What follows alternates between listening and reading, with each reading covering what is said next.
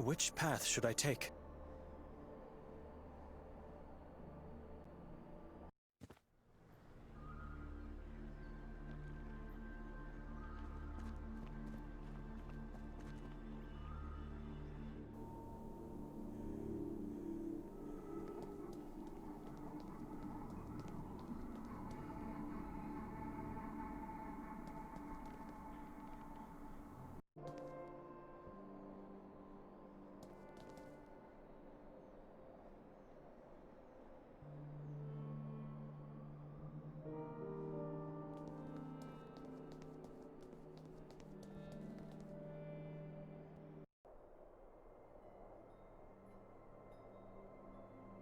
Madam? Do I look like a madam to you? Well... You're going to make me blush, sir. Welcome to my little hut. My name's Ida. Ida Lavnjak. I already know your name. How? Do I know you? Not really, but you know my sister. I was with her last night. Oh, yes, I remember now. The shy and anxious older brother, Benedict. Or should I say, monk Benedict. She said that? No, sir, it's just the way you looked. Why didn't you come closer when we called you? Her eyes focused somewhere behind me, with a weary and terrified gaze. It's all right, you don't have to answer. Where's Victoria? I don't know. I was hoping you could help me. Have you seen her today? No, I don't think so. Last night, did she come back after we left the square? There were a lot of people here long after that, and I was preparing to close, so I really couldn't say. What's going on? She disappeared. Oh no, not her, not again. I hope she's not another victim of the moon. She was seen pushing a man from the castle's roof last night. I heard about that accident this morning. She did that. She really pushed that man. Eyewitnesses saw her. Liars. Who are these people? Does it really matter? You believe their story. You really think she did it? You've heard about the mayor. Heard what? They found his body in the forest. What? Who told you that? The police forced me to see it. The body was hanged from the belfry of the Church of Mary. Mutilated, disemboweled, and half-eaten by the crows. Those animals. I'm sorry you had to see that. Poor mayor. I'll light up a candle for him today. What can you tell me about Nermin? Never seen him, but have heard and retold many stories about him. What do you want to know?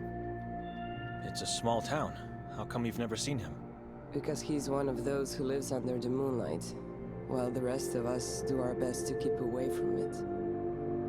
A moon ghoul? The worst of them all. I feel lost now. Why are you asking me all these questions? And you didn't answer me. You think your sister pushed that man? You really think she's capable of doing it? I know her very little, but I know those accusations are absurd. She is capable, and I believe she did it. Listen carefully. Her husband Nikolai and I are now suspects. The police think we are hiding her somewhere, which makes us look like accomplices of Nermin. She did something to keep us stuck in the house. We woke up having no memory of what happened last night. At the same time, she was seen by multiple witnesses pushing a man from the roof.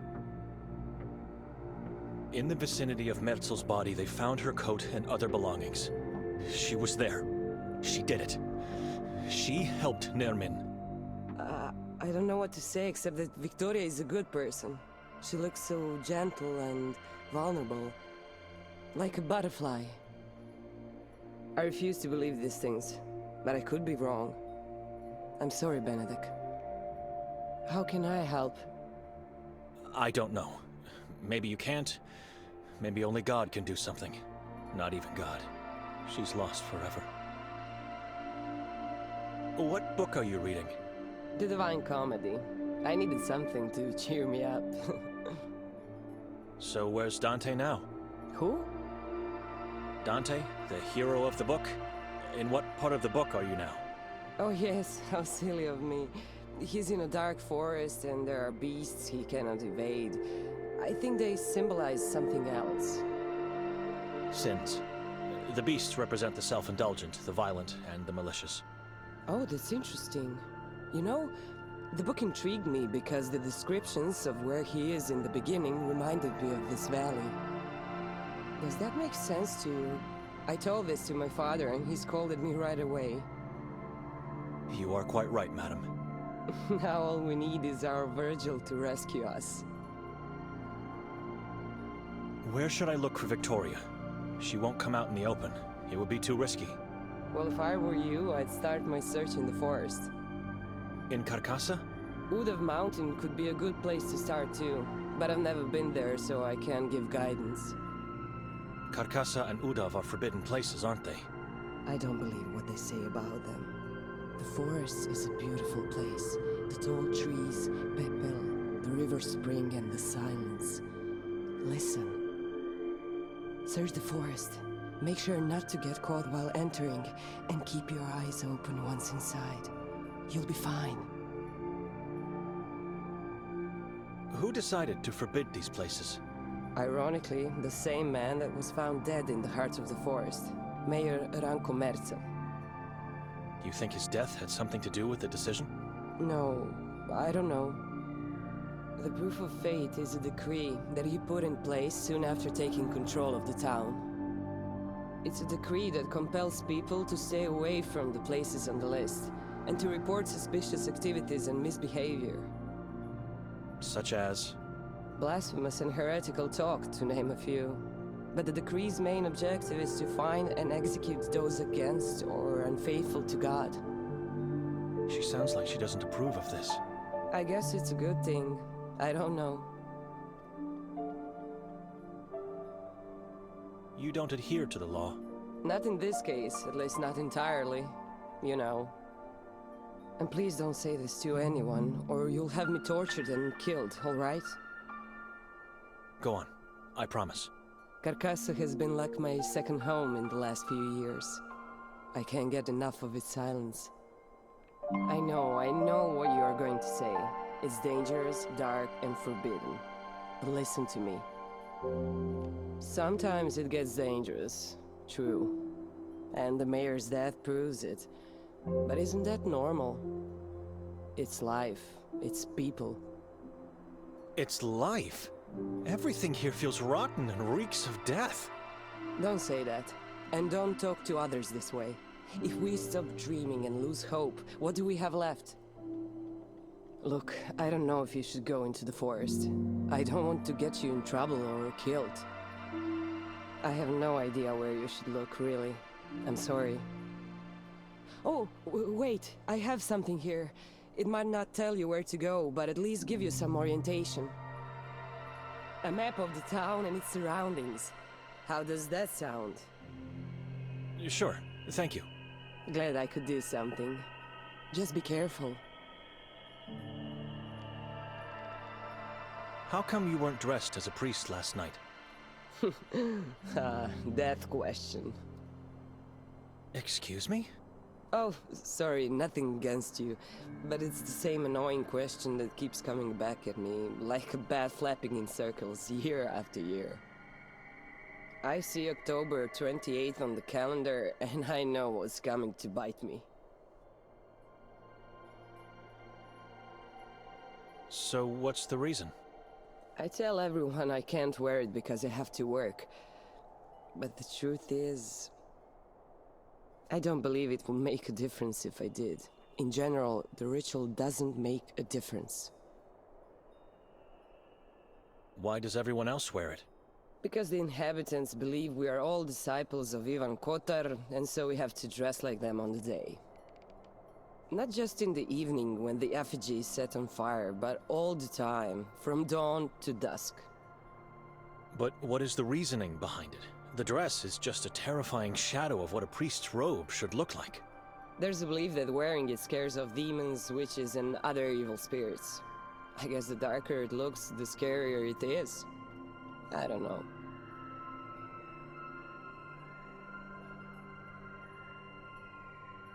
The effigy turned into ash last night.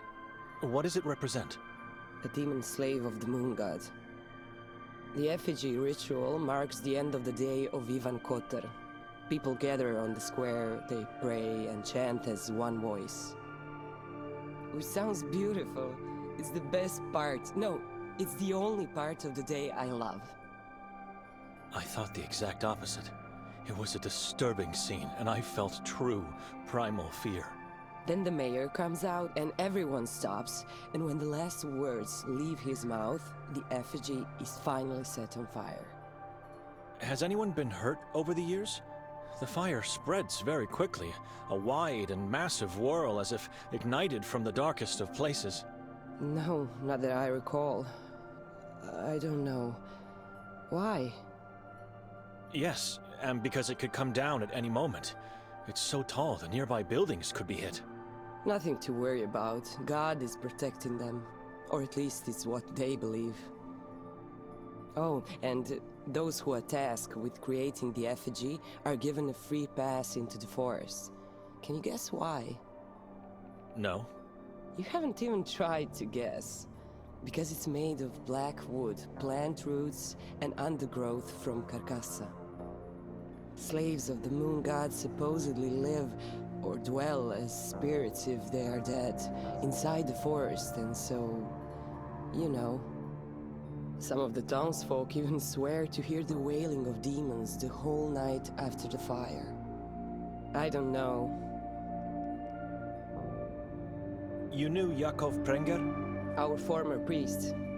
I knew who he was, but I never really had a chance to speak to him. Why? I heard he went missing. Many people still go missing, vanishing without trace, as if they never existed. I heard this about Yakov too. Sorry I couldn't tell you more, but I really don't know anything else. Do you know anyone who could lend me a boat? There's only one man with a boat in this town, and his name is Arsen. Are you completely sure? The lake is huge. There should be more of them. It's Arsen or nothing. What do you need a boat for? I need it to get to Klek. Beware, Klek is on the list of forbidden places. You think Victoria is there? Could be. Then I wish you luck. Try talking to Arsen. I think he'll help you. Swimming or going on foot would be suicide. Excuse me. Sure.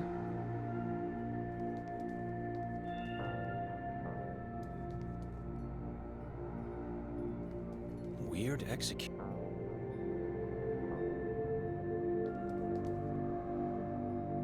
They look so awkward and unnatural, as if made by someone who never saw them living. Statues and death masks of Ivan Kotar, and some small-sized replicas of the torture wheel.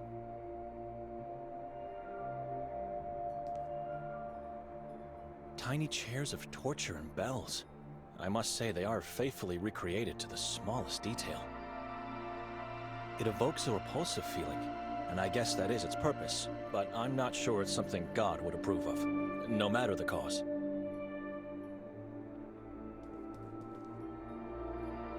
Suvenirnica Lavenjak. Ah, the drawing makes perfect sense. Lav in Croatian should mean lion.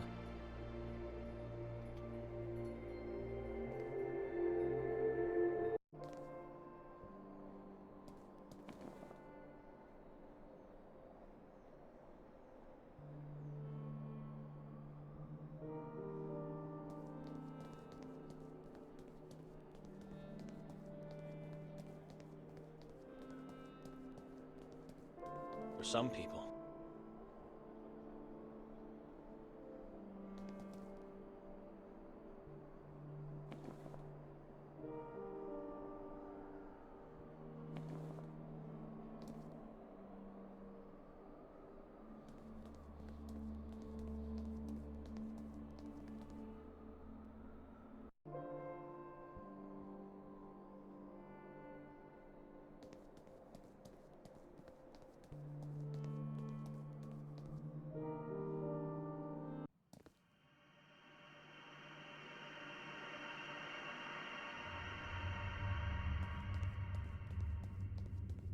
Ivan Kotar, born in 1159, died in 1218.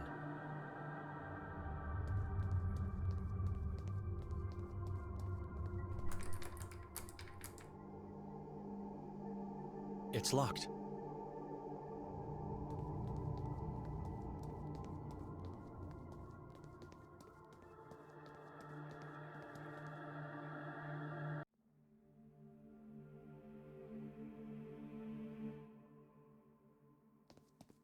There's a time and place to talk to him. This is not one of them.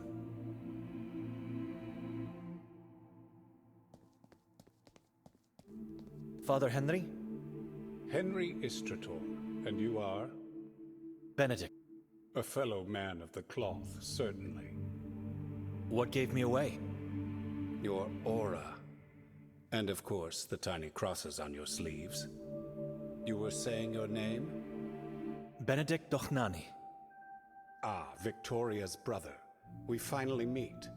What can I do for you, Brother Benedict? You met my sister? Did I meet her? Who knows? Do I know of her? Yes, as every person, crow, and rat in this town. But how do you know we are relatives? I have infinite power, and am highly respected. When word spreads, it reaches my ears first. I have a theory of what happened here, but I'd like to know more so that I can solidify it. You know much. Maybe you can help me. I'm here for you, brother. What can you tell me about the mayor of Sveti Kotar? Ranko Merzel, a lurid creature, far worse than his father ever was. Corrupt, full of sin, and unscrupulous. Gullible as well. He never saw his death coming, even though he knew he was chased by it. I was called to bless his soul before the funeral. Not going to. The very thought of it sickens me. Who was Ranko's father? Fran Merzel. He and our former priest, Yakov, founded Marov Asylum. I welcomed the decision, but not anymore. Things changed quickly, and the asylum mutated into the same thing it originally tried to uproot. And what would that be? Marov became an island of terror and death for the Catholic community, instead of being a shield that protects it. It was founded with the goal to heal the unfaithful ones, and more importantly, to identify, catch, and execute the Saborans. Now it's a place where our brothers and sisters go and never return from. Healthy individuals full of faith just vanish. Fran had his share of sins, but he founded Marov with sincere intentions to help the town. Little did he know at the time the evil seeds he had planted. Ranko was chased by death?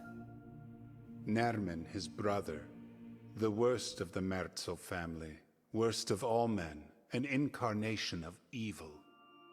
Although coming from a Catholic family, from the day of his birth it was clear there was something dreadfully wrong with him.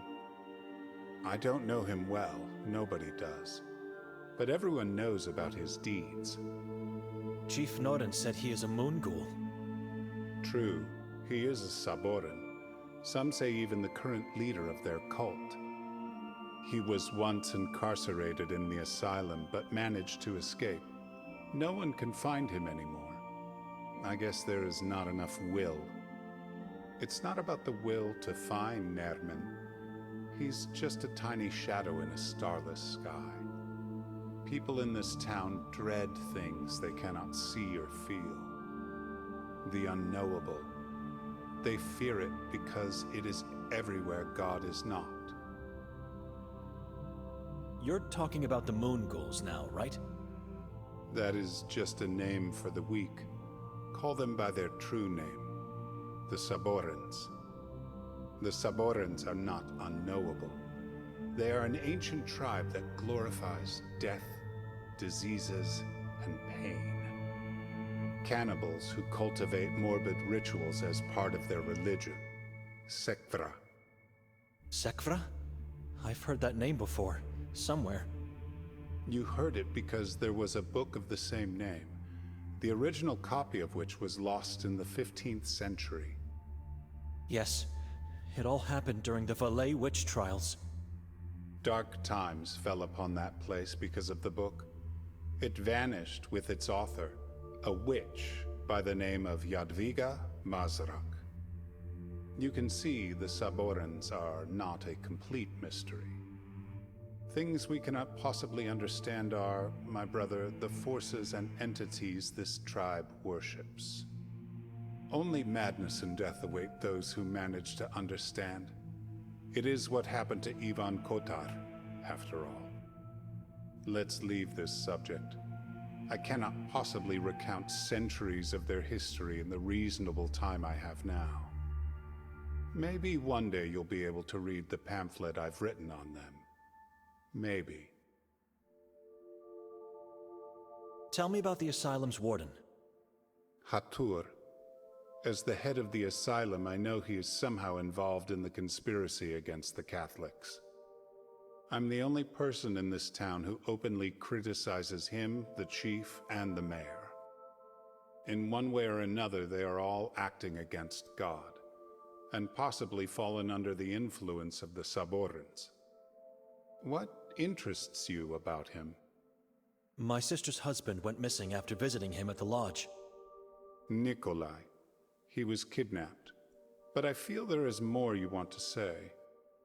Victoria met with Hatur last night. They talked, and I still can't understand what happened to her. So I was right. This sheds new light on the warden and the tribe. Not so much on her. You think my sister joined the tribe? I do, although I don't know how. Have you seen any changes in her lately? That is a question for her husband. After our father disappeared, I went into monkhood. Since then, I barely see her. When things start to look bad, some people think it's God's fault. Instead of showing him more love, they turn away from him.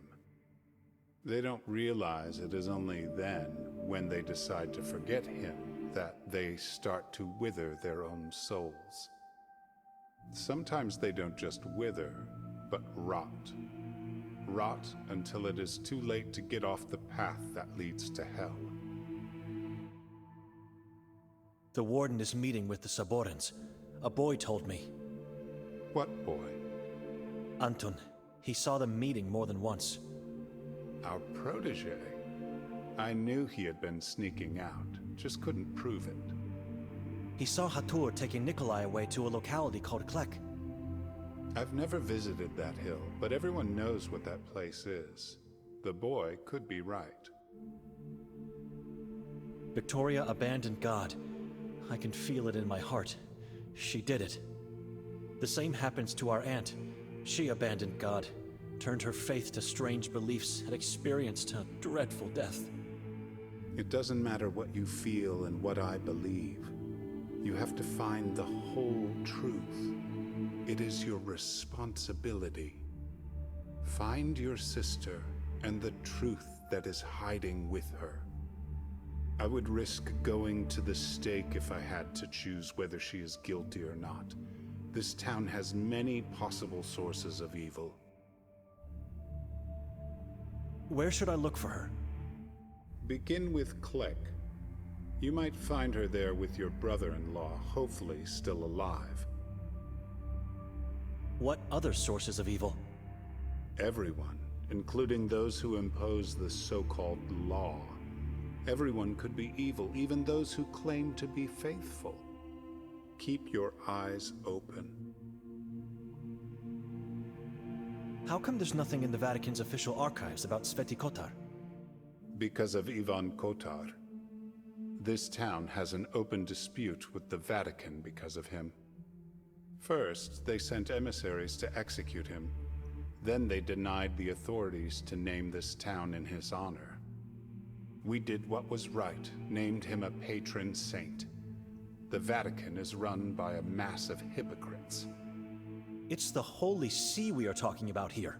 There's nothing closer to God. Nothing closer to God?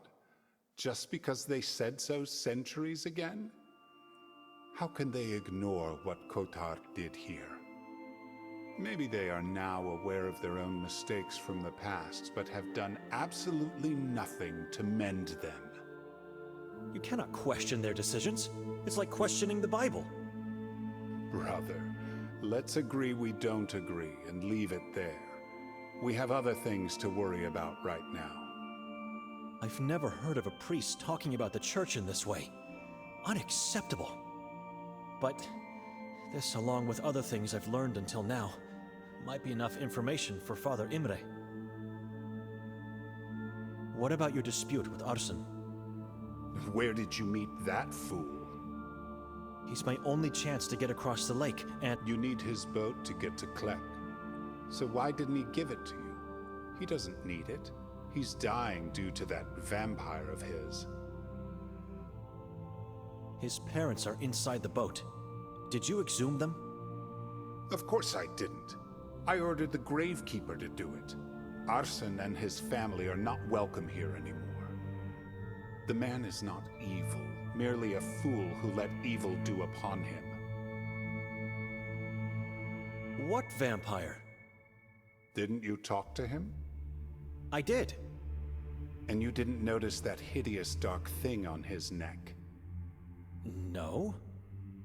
That fool got himself a parasitic giant worm, a leech he named Hem. That's disgusting. But what is the reason you banned him? I'm telling you, it's Hem. That thing was born and found deep inside the Carcassa forest. It's evil. Can't he just get rid of it? Arsene believes Hem was sent to him from God. Can you believe it?